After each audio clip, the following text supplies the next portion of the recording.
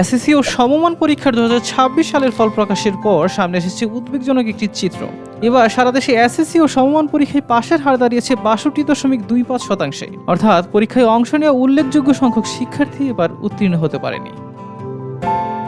Dhaka board 71.63%, Rajshahi 63.67%, Comilla 65.42%, Jessore 66.27%, Chittagong 59.48%, Barishal 60.35%, Sylhet 58.33%, Dinajpur 58.05% এবং ময়মনসিংহ 57.39%।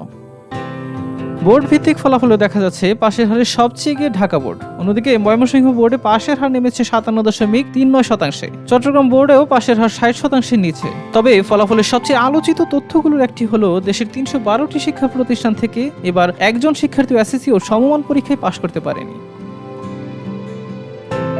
অন্যদিকে পুরোপুরি ভিন্ন চিত্র রয়েছে। দেশের 669টি শিক্ষা প্রতিষ্ঠানের শতভাগ পরীক্ষার্থী পাশ করেছে। অর্থাৎ একই পরীক্ষায় কোথাও শতভাগ সাফল্য, আবার কোথাও একজন শিক্ষার্থী উত্তীর্ণ হয়নি। এই ফলাফল সামনে এনে স্বাভাবিকভাবে প্রশ্ন উঠছে, শিক্ষার্থীদের ফলাফলের পাশাপাশি এসব প্রতিষ্ঠানের শিক্ষার পরিবেশ, শিক্ষক সংকট, পাঠদানের মান এবং প্রতিষ্ঠান ব্যবস্থাপনা কতটা কার্যকর। এসএসসির ফল শুধু শিক্ষার্থীদের সাফল্য ব্যর্থতার হিসাব নয়। 312টি প্রতিষ্ঠানে শূন্য পাশের এই তথ্য শিক্ষা ব্যবস্থার কিছু জায়গায় আরো গভীর নজর দেওয়ার প্রয়োজনীয়তাও সামনে এনেছে। সাবির হোসেন হিরণ, দেশকাল নিউজ।